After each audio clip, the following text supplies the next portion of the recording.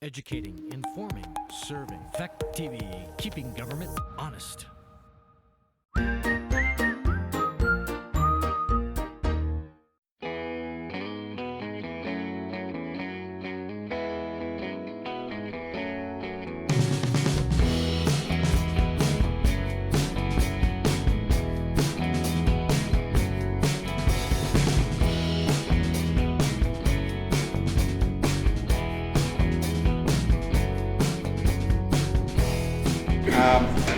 We are in the auditorium of the beautifully renovated Bellows Falls Middle School. It is January 29th, and the Wyndham Northeast Supervisory Union Board will come to order. And I would like, beginning with Josh, if we can just walk down the table and introduce ourselves. My name is Josh Aberman. I'm the board recorder. Rick Holloway, Rockingham School Board. Oh, it's just your bottle. Your turn, Deb.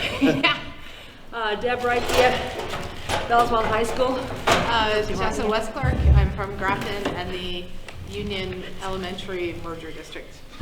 I'm Jack Breyer, and I sit on both the Bells Falls Junior High School Board and chair the involuntarily unified Westminster Athens Grafton District.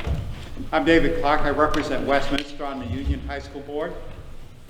Chris Pratt, Superintendent. Brenda Farkas, Bellows Falls Union High School.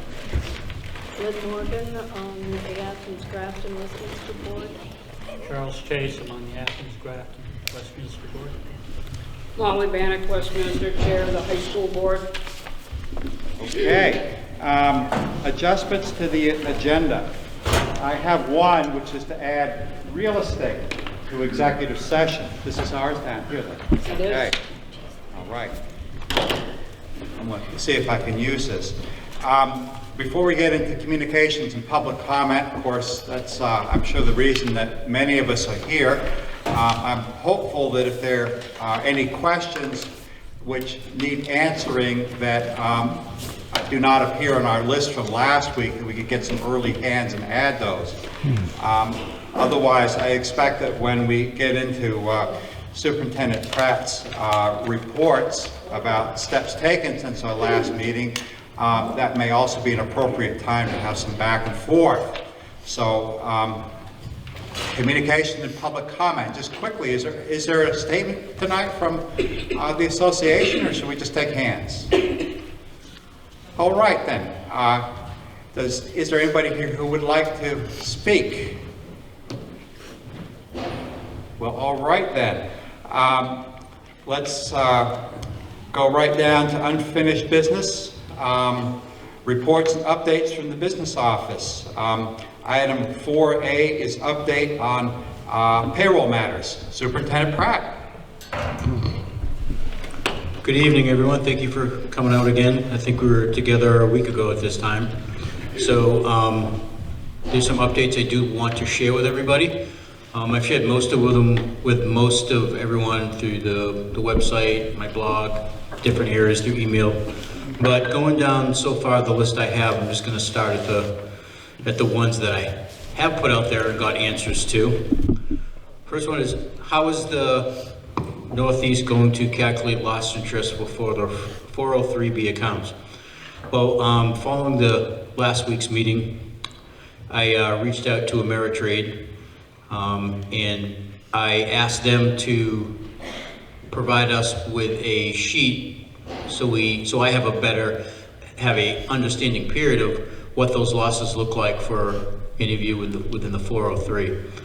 I so have not received that yet. In addition to that, I sent a formal letter to them requesting, from my standpoint, I need to know exactly what went on that took place with the 403s. And at this point, like I said, it doesn't matter to me who was in the fault, whether it was Ameritrade or my office. I need answers so I can sort it out and make sure that we put things in place that doesn't happen again. Like I said, I sent that out the 23rd or the 24th, I believe. You can find that on the website as well. So I'm still looking for a response from Ameritrade on that. How will lost interest for 403B accounts be recouped and how? Shortly put, the lost interest will be paid and it's not going to be at the employee's expense. That's why I want to get the figures from Ameritrade, exactly what was lost and who lost what, so we can start working on that. When did the central office become aware of the issue with the 403B accounts? The office, is my understanding, found out about it in November and was working with Ameritrade.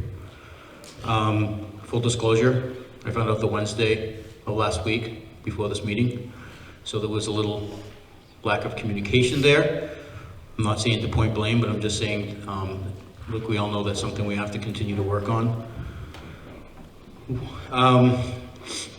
And it goes back to the other question, why is there a discrepancy between the information provided by TD Bank and the information that's coming out of the business office? That's what the letter was for, because I'm in the middle hearing both sides of it, and I want the answers to why and how this happened.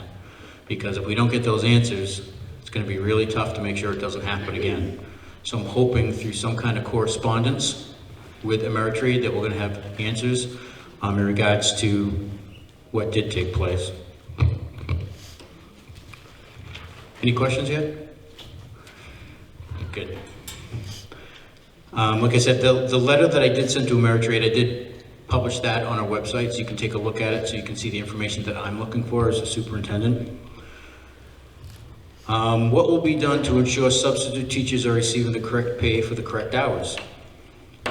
Like I said last week, is that until we get a web-based time track system up and running, and I know from speaking to a lot of you, before I got here, there was a system bought. Why it was used, I do not know. I could not answer that question. But for myself, moving forward, we've got to get in, not to the 20th century, but the 21st century, because there should be some sort of automated time clock system in place.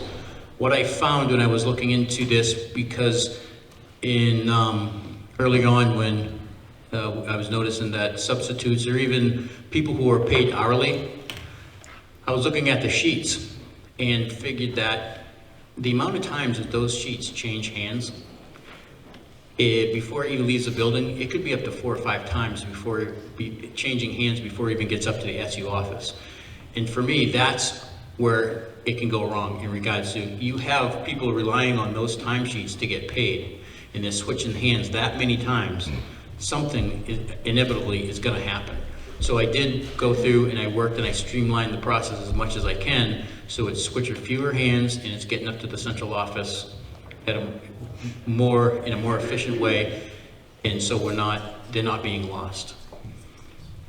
I think moving forward after July 1, I've already priced out some systems and had demos of systems that we could get for the time clock, including the current one we have that would need to be updated. But there are some out there that are also very specific towards the education side of the various times in and times out that a lot of employees have, which is very unique compared to the business world.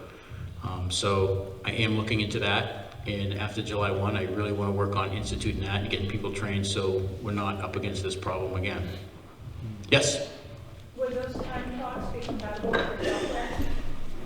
Yes, the one I'm looking at is it does talk to the Power School and the e-finance. That was something that I not only wanted it to talk to it, but I wanted it to be very user friendly.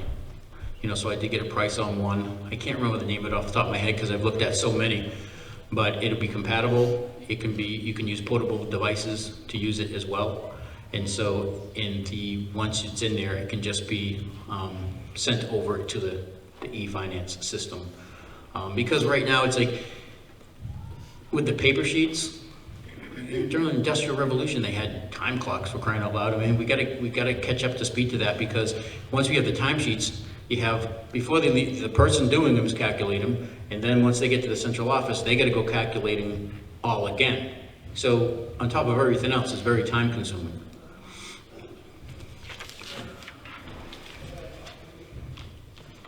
Current staffing of the business office.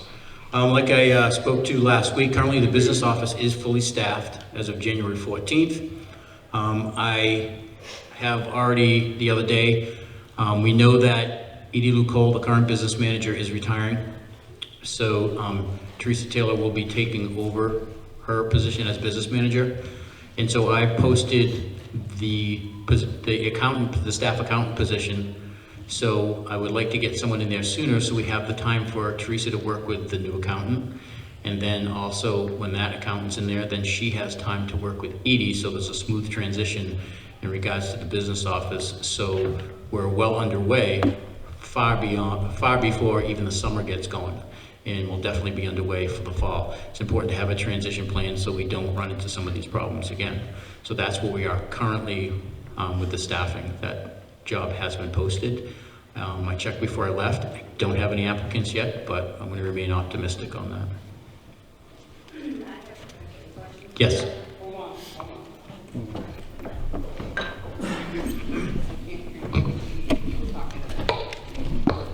The last time we were together, what came up was that there was one person that sort of knew how to do everything, and then that one person left, and that left a big hole and made it really challenging.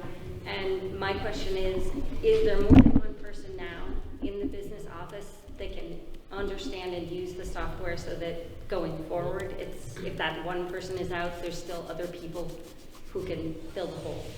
Yes. Yes, there is. We do have, like I said, when this all started, we were down one person. The person we have come in, they've all had to work together. So cross-training has taken place. They've all needed to pitch in and work together in regards to understand the new systems and the chart of accounts. So to answer your question, it's yes on both ends. Yes, we have a full staff, and now we have more than one individual in the office understanding the systems. The last one I would talk about, and one of the big things that came up last week was, how do we know that moving forward, the stuff that's being done is going to be done accurately, especially with W-2s coming out and everything like that. So I tried to move on that as quick as possibly. Today, I had an independent person come in, and they started working, looking into the business office, doing the interviews to find out the hows, the whats, and the whys that need to be done in that office for it to move forward. Because what is important for me to know is that if there's something, what we need to adjust and fix, whether it's our procedures, whether it's, what are we missing on our end because of what's been happening.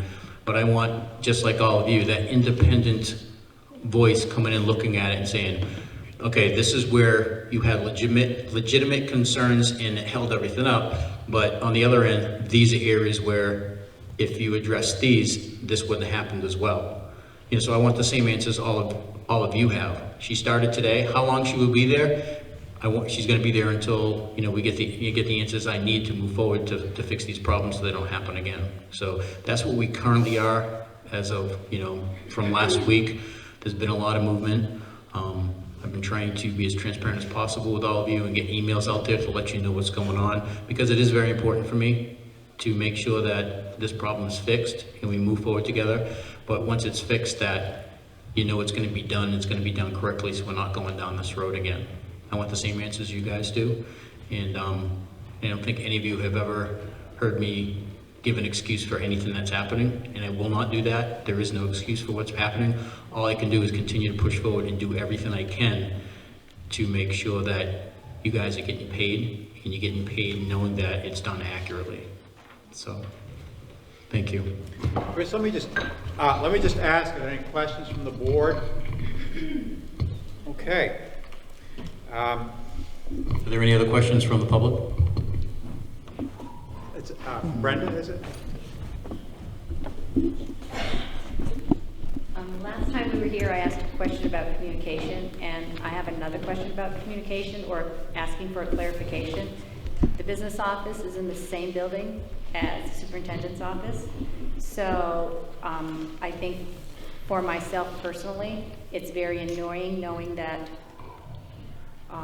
all those parties are in the same building, and yet there was no communication between the superintendent's office and the business office until, as you said, January 22nd, and this all started in November. So what is the problem with being in the same building and not communicating, that it took so long for people to find out in that building that there was a problem? And in addition, it wasn't communicated to the employees who it was directly affecting. That bothers me and it worries me, and how are you going to fix it? Well, you know, like any of us, we're in positions where you're supervising a lot of people. For me, it was a lesson learned that I have to ask the right questions, figuring that, that's pretty much what it came down to. I figured I would, information that I had been receiving was going to be timely and it was going to be accurate, and that wasn't the case. So I know moving forward, I've stepped up and I need to play that bigger role to make sure that I'm asking the right questions.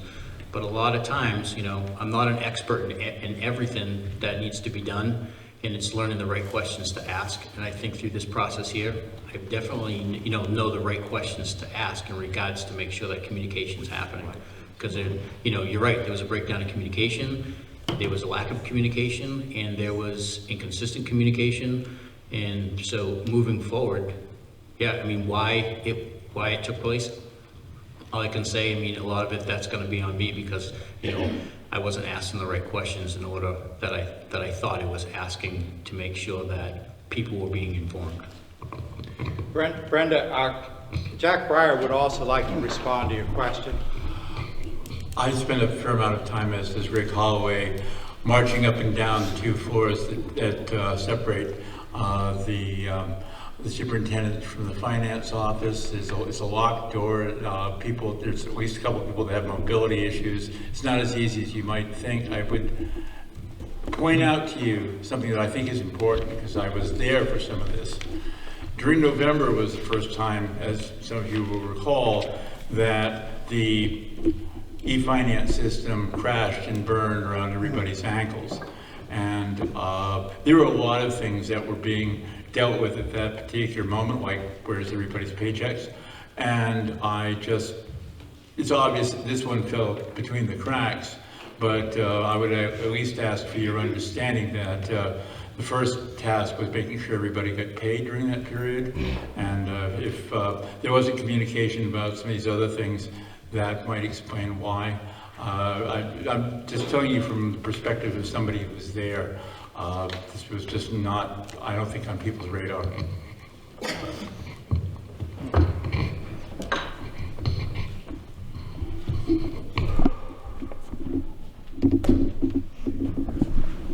I appreciate that you took all the blame. You're taking the blame for not communicating, but I think there needs to be something with the business office that's also communicating it. Because they very well could have said, there's a problem. So it's not, am I making sense? You can try to do better, but they need to try to do better too. There needs to be something set up so that they're also communicating.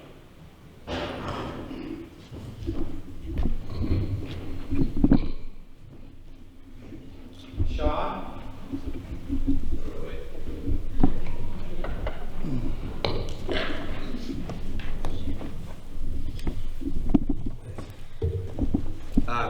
So I appreciate that you took action and brought in an independent auditor to look over things. I'm curious if that's going to be publicly shared or shared with teachers or shared with the board.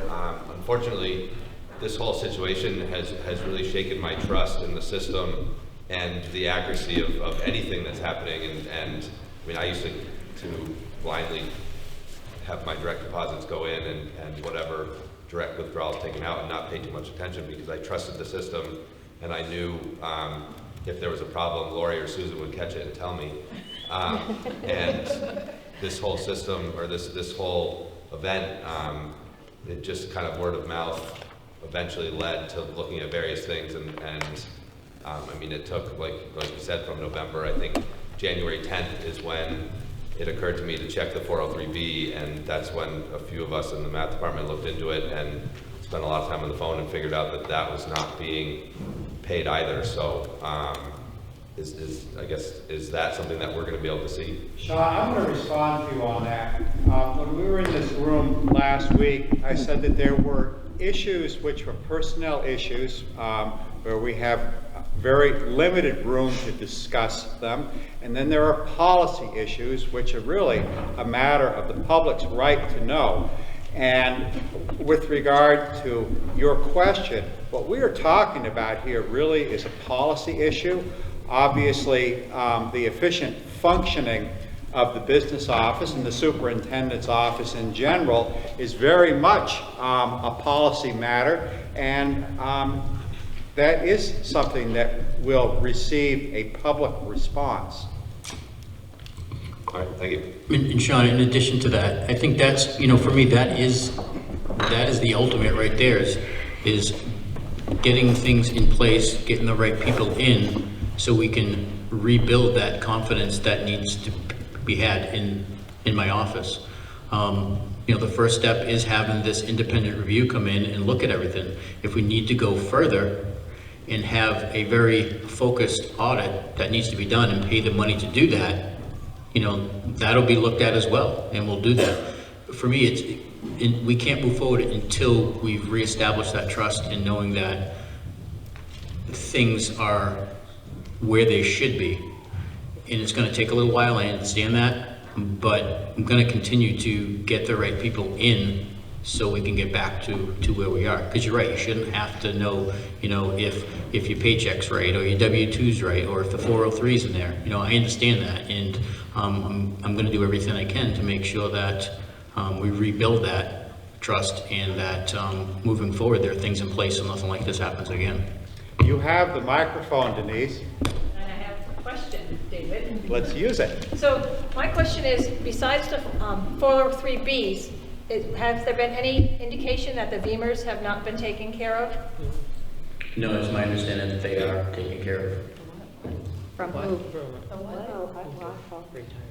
Yeah, the Vermont Retirement Fund. Okay, so you, as far as Yeah, you it's know. my understanding that a follow-up from after last week's meeting, I did get email saying that all was all set and it all went through.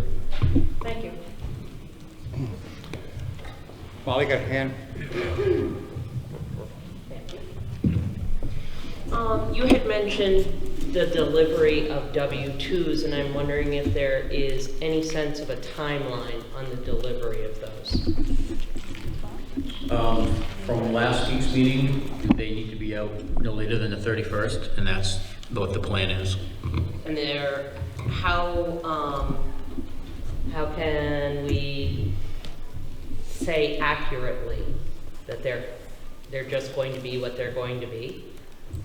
I can't, you know, I mean, I like that, you know, with everything going on, I can't say it at this point. Like I said, I'm not in the business office, but based on the questions I've been asking and what I've been told and the way they have the system up now and the work they've even done since last week, working with the e-finance people to double check what they're doing, it's my understanding that they should all be accurate in regards to even some of the concerns last week. If they were, you know, paid with a written check, you know, how was that put in? That stuff has been put in, so that we'll take into account for that. But at this point, I'm not willing to give anyone a 100% guarantee on anything, and I wish I could. Brenda? Then what do we do if they're not? Because last session, you said if we have a problem, to come to you, go through the channel. So I just want to make sure what those channels are, because as of last week, I was still confused about the channels. Do I go to you? Do I go to my principal? Do I go to the board? And when am how long do I wait if I don't get the answers I feel I need? I want the emails, just like I said last week. And as long as I'm in the area and not out of the area, even if I am, I'll make sure you get an answer by the end of the day. And a follow-up question to that is, there are people who have had issues with their pay that is not going to be reflected in the 2019 W-2s because the pay was received in January, or still it hasn't been received. I'm not sure about that, but I know that it was not received prior to the 31st of December. So will those payments be the 2019 or the 2020? Because that could be really a problem for people that I've spoken to in terms of their personal finances when they do their taxes, because the money was earned in 2019, but it's being reported in 2020. Brenda, I think I can answer your question based on my years of experience as an employer. At the end of the year, I was frequently facing a situation where some wages were earned December, the last week of December. Some of those wages were earned in the first week of January. That was always on a following year W-2. So even though if we can use the example of 2019, 2020, if there were 3 days wages in December of 2019 and 2 days wages, probably only 1 day's wage in January of 2020, that would be considered 2020 income. And I want to make two other points here very briefly. Number one, there is a strong, shall we say, onus on employers to generate accurate W-2s on time. If the W-2 is not issued timely, then the employer is subject to a penalty. And you can well imagine that this school board and the supervisory union will do everything in its power to prevent a W-2 from being issued late. In a situation, and I've been in it myself, where a W-2 requires correction because it's inaccurate, the IRS very strongly encourages you to issue a corrected W-2. It's my personal expectation that we're not going to see it in the WNESU, but if we do, that's how the situation is addressed. And I hope that answers your questions. But what if the pay was not done in December? It was like somebody's expecting and waiting on a November payment. That's totally different, am I correct? I am not, and I am not an accountant or a payroll manager, so I don't have a direct answer to your question, but my belief is that if the payment was actually rendered in 2020, it would be considered 2020 income.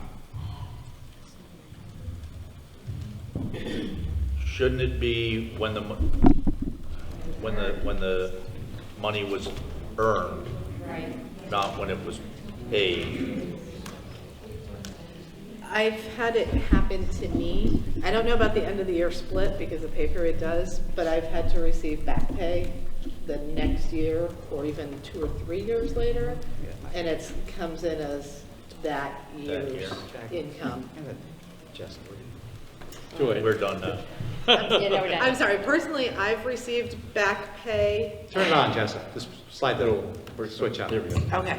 Personally, I've received back pay that's been a year or even 2 years later, and it is counted on the year I've received it. I don't know about the payroll split where the pay period overlaps the end of the year. I don't know how that works out. Edie might be able to answer it. While I have a microphone, though, I do have a question. Are we getting a payroll audit or an independent review of the accounting practices or an actual audit? Independent review at this stage.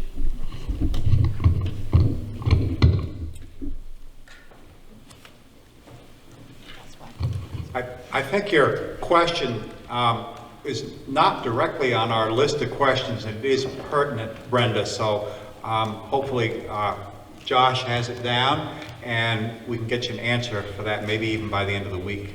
Written, check the website. Are there? Mr. Chair, we have some questions. Okay. Hi, Kelly Green. My question is related to actually something you said. If we do have to have a corrected W-2 and have to have our taxes redone at a fee, who's paying that fee for your mistake? Brenda, who would you like to have pay that fee? That's not a totally facetious question. To me, it's not my fault, I guess would be a good word, that I have a wrong W-2. And I would say my office would take ownership of that and make sure it's paid. And then my other question goes back to what Denise said, and I actually have lost it. I sent an email out Saturday morning at 3:30 to all of you from Dan French saying that, in fact, our state retirement is not correct at the moment. Has it been corrected since Saturday? Yes, that's what I've been told. Okay, thank you.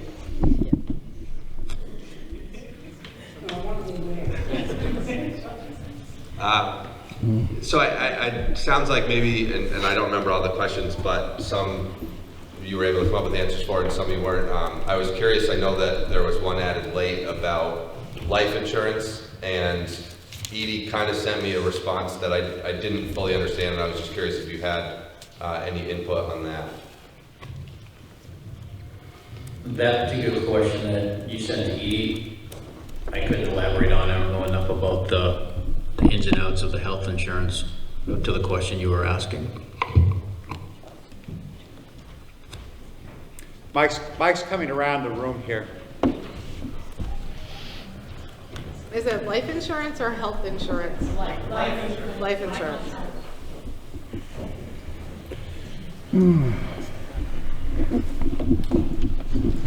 Hi there, my name's Amanda. I've been subbing in the district for like 8 years, and I'm about 2 years on para now.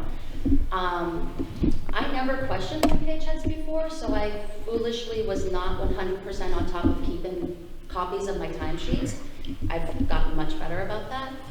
But since all this has happened, I tried to go back and review my timesheets, my hours worked versus my pay stubs. And I am missing 2 weeks, and I tried to contact the office to find out if I could get copies of my timesheets so that I could go through thoroughly and make sure, because I did find some mistakes in my pay. I have not been paid for certain hours that I have worked over my contract. And the response that I got was that I have to come into the SU and make an appointment to get copies of my timesheets so that I can assess myself. And so my question is everybody that's having an issue having to make an appointment to come in to resolve it? Because I don't have time. I've got 3 kids. I rush home immediately from work. I don't have time to go to the SU to get copies of my timesheets so that I can fix what's wrong. But I kind of have a feeling that if I point out the aspect that me going over my pay stubs would actually probably benefit you guys because I have been overpaid, perhaps then I would get some better access to my timesheets. I would like to say that, not being part of the conversation that you had with the business office, that I don't see any reason why they couldn't be collated and sent to you. I would agree with that. I'm willing to come to the SU to pick them up, but I don't want to have to spend an hour to retrieve them. Just send me an email, I'll have them collated. If I have to do it myself, I will. Are there other questions or comments? Board? Okay.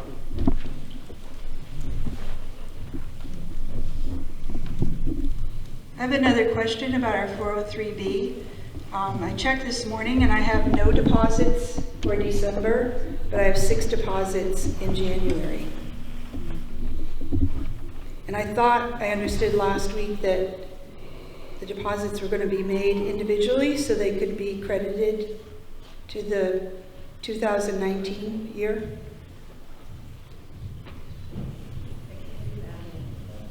So I'm just wondering how that stands.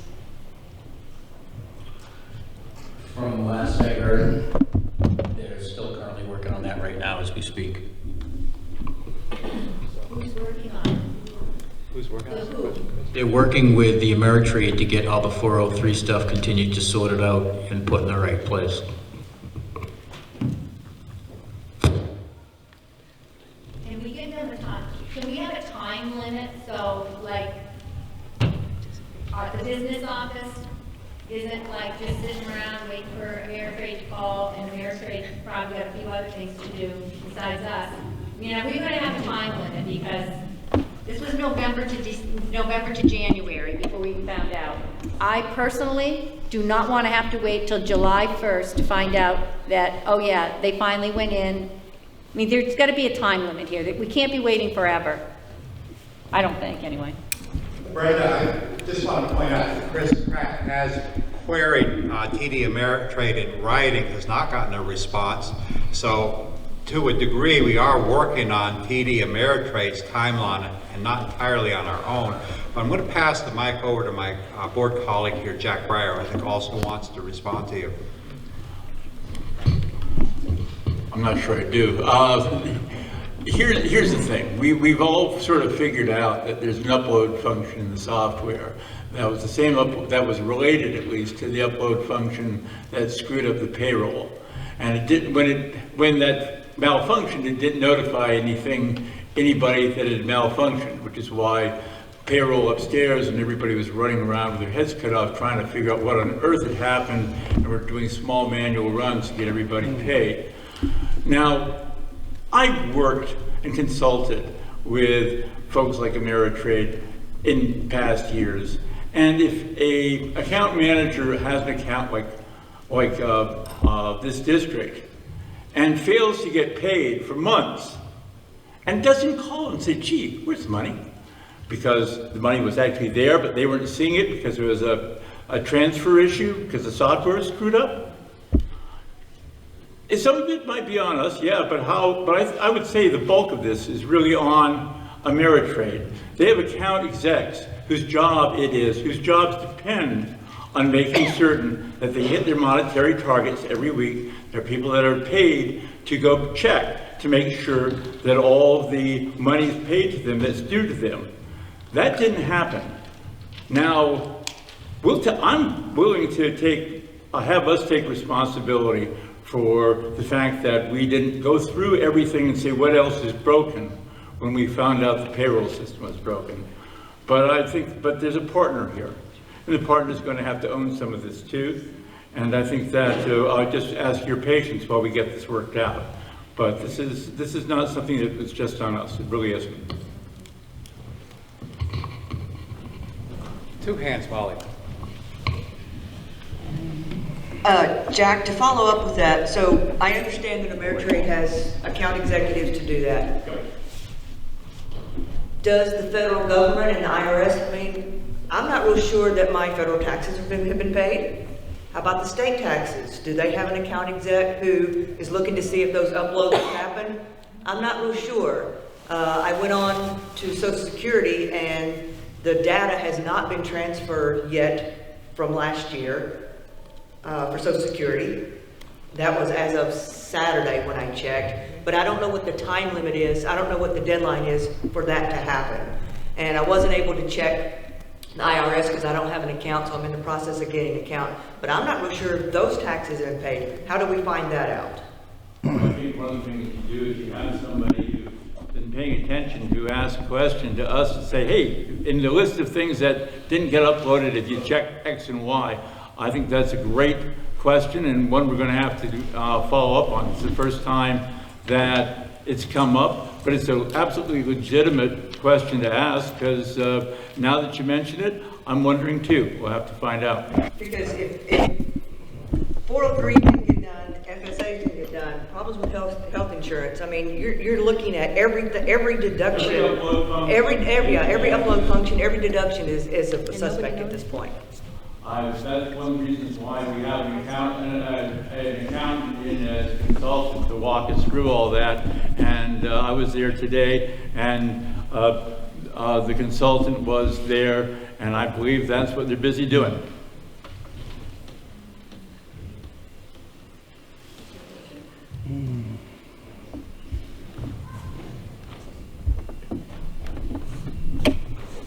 I do appreciate all that you all are doing and all the time you're putting in on this, but I keep hearing that the system is broken or the system has exploded or the system is down, but none of these problems happened when Rhonda was here. Yes, they did. Well, none of the things that we're talking about happened like this when Rhonda was here, so I guess I'm just commenting that I think it should be on the record that it's not just the system. There's a, the personnel change that has caused it, and I think when we're talking about losing trust in the system, I had total trust in the system when Rhonda was there, so I think it just needs to be said. Those IRS uploads that may or may not have happened, or may not have happened as far back as November. The Ameritrade stuff you're talking about. After November 11th. was gone. Again, so we have this whole list of things that were not happening and may not have been happening for a while. We're playing catch up. I'm not going to get into personnel because it's not fair Oh, to I the understand you can't do individuals, that. and I don't want to cast aspersions because that's not fair either. But let's just assume that when people make decisions in their office, running their shop, they do so for a reason.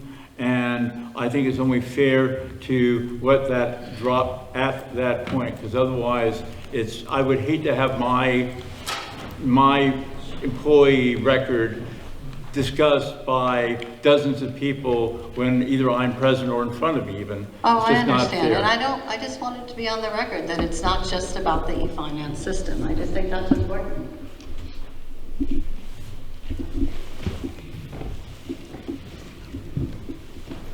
Julie Sines. I have a question about the liability of the software people. And I'm here as a 43-year employee of this district, but also as a lifetime member of this community. And I'm wondering what is going to happen in terms of the tax rate if we get, as a district, have to pay an awful lot of money to make things right. And you're saying that it's the fault of imperfect software. And are they going to own any of this imperfection? Try and get out in front of your question a little bit here. One of the reasons that school districts have insurance besides property casualty is also what's known as errors and omissions. And I hate like heck to put this on the camera, but I guess it's what's going to happen here. One of the things about our insurer, which is the Vermont School Board's Insurance Trust, VSBIT, is that if we suffer a loss which is caused by a third party, VSBIT will cover us for our loss and then perform what's known as a subrogation against the third party who is responsible for the loss. We're getting way ahead of the ball game here in discussing this, but what I am telling you is that I believe that irregardless of whether a loss has occurred because of negligence in the WNESU or whether a loss has occurred because of negligence elsewhere, I believe that we can make a claim to our insurer, which would be honored. That does put a little more information out about the tax rate in Rockingham if we were to absorb all of the costs of this stuff. Thank you. And, I'd like to kind of add a little bit to more what I was saying earlier. It's like, I personally have never said it's been all the system. And we do take responsibility for our part. But as superintendent, I got to know what our part was. When we're dealing with so many different systems and programs and people, that's what I need to find out. I need to find out where that lies. Because it's not all the system. And, it goes a lot deeper than in regards to where we are right now and how we got here than people imagine. But it's not just the system. That's what I'm struggling right now, is trying to find the same answers that you guys want. How did this happen? And how much of it is on us? How much of it is on the system? How much of it is on Ameritrade? I don't know, because everyone's telling me something different. And that's what I want to get to the bottom to. Until we can continue to keep saying, you know, who's at blame and who's to blame and who's going to take ownership of it. You know, we're taking ownership of it, but in order for me to sort this mess out, I need answers in regards to why the problems are happening that are happening. And I have not gotten a clear answer when you're working with so many different third-party entities. There are additional hands.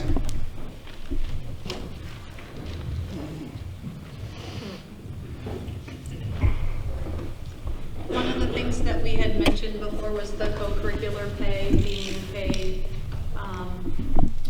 not consistent with the contracts that we had and being paid last year when they were supposed to be paid in January, and also paid with our regular salary, which very much then changed what we received. So I'm wondering if you've looked at a procedure for that to ensure that that does not happen again, because that very much changes my income from last year to this year, because I had extra co-curricular pay on 2019 that should not have been there. It's one of many things that we have to continue to look into to get those answers. So it doesn't matter what the pay is, people are expected to get paid at a certain time. And so hopefully with this third-party independent in the office, some of the things they're going to look into is procedures, process, and what needs to change so this does not happen again. Are there other concerns that we should be discussing?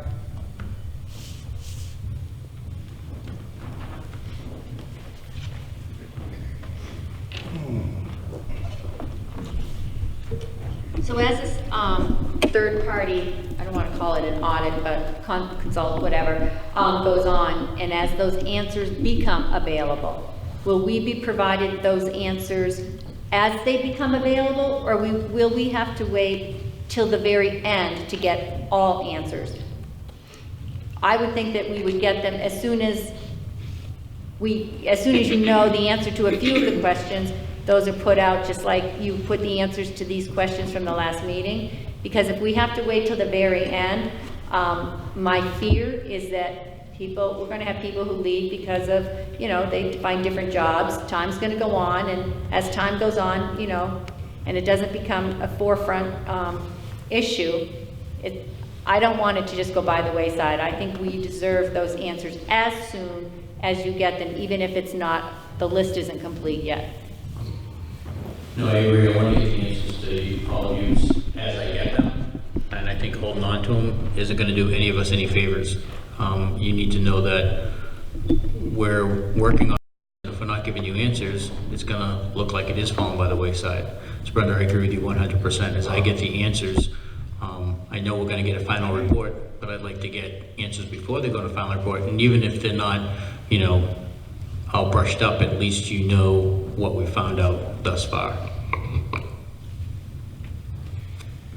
Anyone else? David. Oh.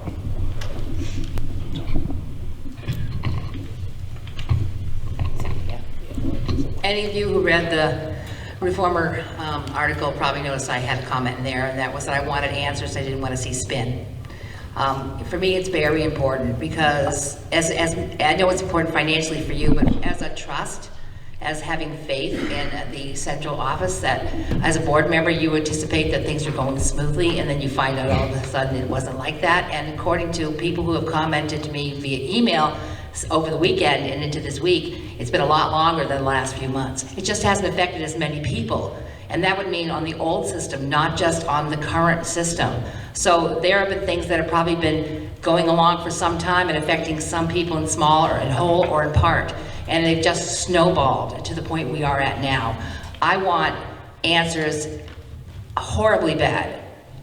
Maybe not quite as bad as you, because financially this is impacting you. For us, it's a matter of trusting the people that we were elected to support the budgets and build the budgets and make policy over on a regular basis, and it shakes us to the very foundation of we just passed a budget that we're going to be passing on to you. I want to know that those dollars are going where they need to go. And at this point, I am trusting that Chris Pratt will get the answers that we need. And to me, If consultant isn't enough, we do need a forensic audit. We need to know where it was and where it came from, so we don't do this in the future. We have to find a path forward for all of us, because we have to believe in this, in what we're working at, for you, for your jobs, for your money, and for those of us who want to remain elected board members.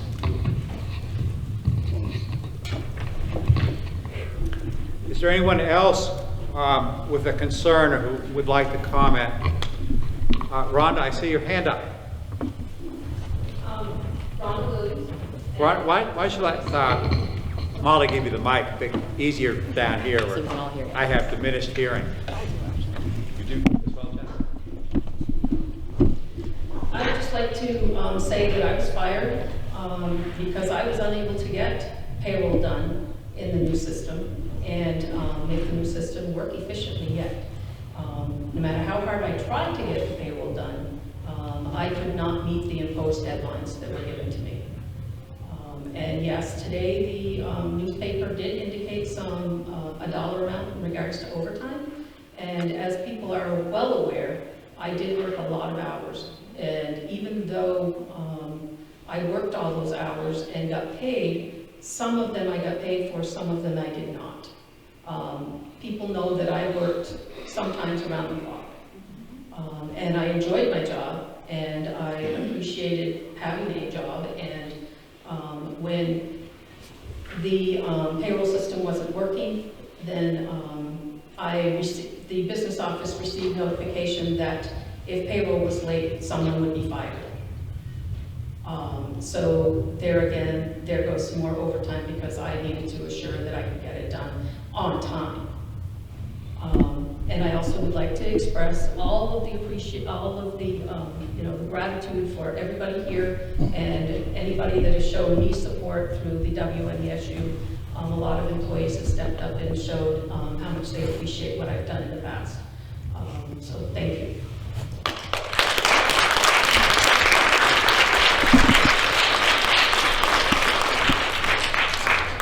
I'm going to recognize Jess, and then we'll move back up. Red light. Red light's on. You just turned it off. Can you hear me? No, yeah, I turned it off. Red light. Yeah, the red light. All the way up. Oh, there. All the way up. The red light's broken. Yeah, well, what else? There you go. Now it's on. It's off. I do have a question to be added to something for administration to look at, and I'm trying to carefully word this. Have we compared our experiences with Power School's eFinance Plus with other entities that are using it, including the 3 early adopters in Vermont? How much have we availed ourselves of the independent documentation and training available from Power School compared to what the state is giving us? And have we considered using the Power School resources for training outside of the state system? I'm kind of wondering if anybody has been able to quantify, maybe Ricky, the IT director, can answer if we have more of a problem with incomplete and buggy software, or if we also have a significant training problem.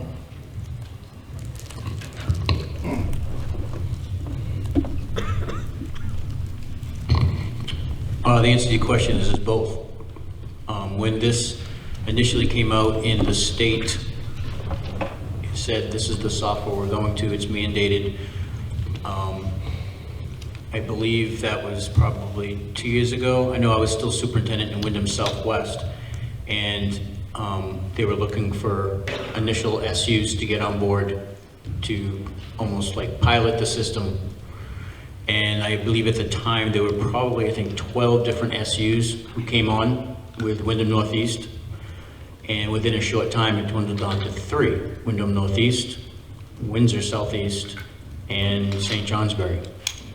And what we saw is that with anyone who comes on at the initial stages of of a new program, is that the training that was given or being provided with this new system was all through videos, 2-hour videos, and it really wasn't answering the questions because with the software being buggy, the training videos weren't answering the questions. They had to figure it out on their own. Anyone in the office was trying to figure out how to navigate the software based on videos. And you know, anyone who's you try to figure things out on your own, sometimes you're gonna make it worse before make it better. And so, yeah, there were a lot of initial adopters, but you know, they bailed all except for 3. And since then, for the people in the SUs, Wyndham Northeast being one of them, is that by the time they got to the second level of bringing more SUs on board, they had the training changed significantly where people were actually getting bodies to train people at the SU office. We started to see that in November. So to answer your question, there was both. We utilized the training that was offered to us as much as possible.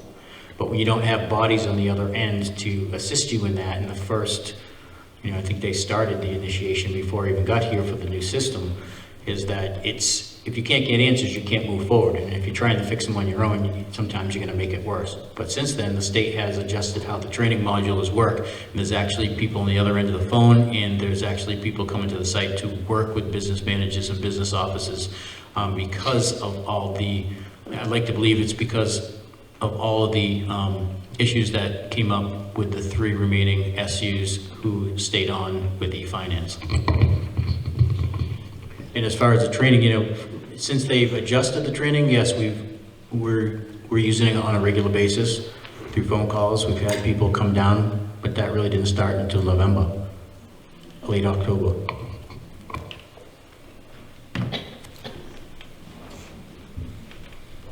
Hi, Crystal Morse.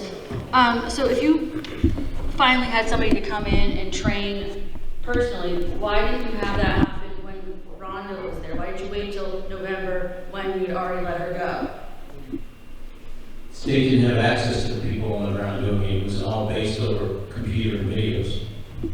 But you said they came at the end of October, beginning of November. You let her go November 6th. Why didn't you let her have some training? It's a personnel issue, but the training that was going on in the office when Rhonda was present, it was long, boring, non-helpful videos that people were trying to figure out the system. We really didn't have anyone come into the office either around the time Rhonda left or shortly after that. Okay. It's not that we didn't try. We were asking for help and we were not getting it. Okay, so how long do we let this go on before we fire the next payroll person? Wait. I'm not going to answer that because now we're getting into personnel issues.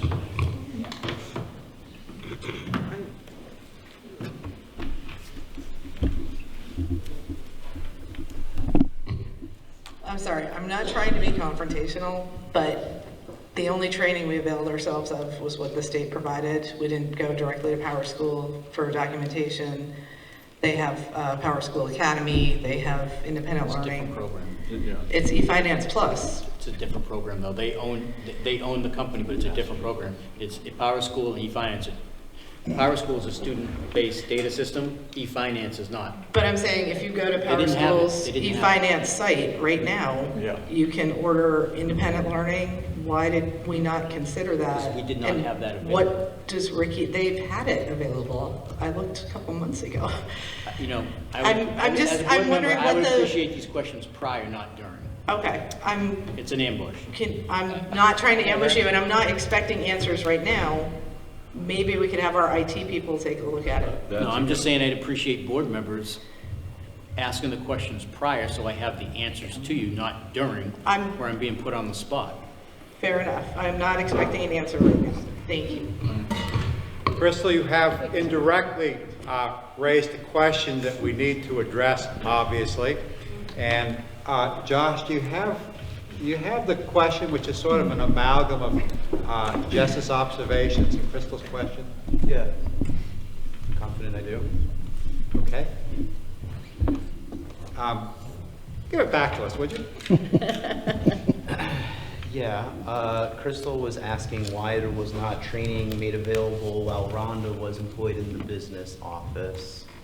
and Jessa was asking why the SU did not avail themselves of all the training that was provided, not just by Power School, but only by the state. Not why didn't we avail, why didn't we look for additional training?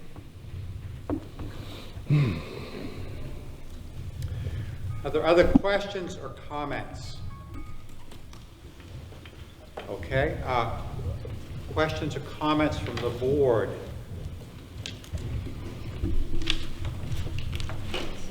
Okay, so once again, thank you for turning out. I anticipate that we will be meeting again in the very near future. I hope that you can be here. We have a discussion and action question. I wanted to put this on just so that we know where we are here. That's the update on the superintendent's evaluation. I believe that it's in your hands to review. Chris, where are we now? I reviewed it and I got back and I was comfortable with what was being Put on the mic, would you? Just so that everybody can hear that.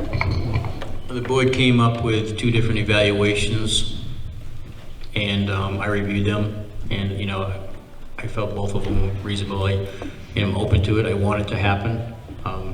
Everyone needs to grow in their profession, and I look at it without these type of feedback, you know, you can't grow. So I was appreciative for the board taking the time to come up with the 2 evaluations that they'll be sending out. We're going to have an executive session. There are a couple items here that we will do here in open session before we do that. One is agenda items for next meeting. Yes, ma'am. Can I just read an email that came from someone today regarding this meeting, just to put it on the record? It is from... please. Oh, sorry. Oh, that's all right. Andrea Carlson, guidance counselor at the high school, sent me this email saying, I am not able to attend the meeting tonight because I am planning on attending the presentation on vaping that the WNESU is doing at the high school at this very same time. She says, if at all possible, can you make note of the conflict, especially given how many staff members are also parents? I understand they cannot find a time that works for everyone, but I would think they would avoid a night when the WNESU is already doing an important presentation. Thank you. Thank you. So I guess just to ask that for future meetings, if that's could be considered. Thank you. Well, it's obvious that we already have accumulated a few agenda items for the next meeting. Are there any other agenda items from the board? Okay, well, we have a protocol. Get them into the chair, get them into the superintendent, we'll get them addressed. Comments from the board. Rick? I'll go first, and it's more of a request. The Rockingham School District has 2 open seats on the board, and I believe no one has pulled a petition for them, and I would support, encourage, and help anyone that you may know that wants to run as a write-in candidate to sit up here and help us solve these problems, because we can use all the help we can get. So if you know anyone out there that might be willing to join us, have them get in touch. And thank you all for coming and speaking with us. It really, you know, it's tough sometimes, but we won't solve it by ourselves, so thank you. Deb. Only that I'm anticipating that by our very next meeting of this sort, that we will have a lot more answers and a lot more settlement on this. Thank you. Jeff? No, thanks. Jack? We're a small town, and we're actually a collection of very, very small towns. And sometimes it feels like these are meetings of families more than they are of just neighbors and friends. And I just want to make certain that when we have sessions like this, we remember that people's salaries, their overtime, you know, I find that really, it makes me very uncomfortable when this type of stuff becomes part of the public record. It's kind of like having everybody go inspect my washing to see if I did a good job. And I want to sort of ask everyone, when we have discussions of this type, to be considerate of people's privacy, the sense of perhaps feeling a little wounded. And I just want to make certain that we remember that everybody here is working to the same goal, that we are kind of all neighbors and we are all kind of family, and let's try to make sure that when we have discussions, we remember that. Charles, comment? Lynn? Brenda? I'm all set. Okay. Thank you all for being here. We will keep you posted just as quickly as we have information to post up. Thanks. I'm going to look for a motion to go into executive session for the purpose of a real estate discussion and a legal matter. That motion, Jack? That is my motion. You anticipate. Do I have a second? Second. Okay. All in favor? Aye. Anyone opposed? Okay.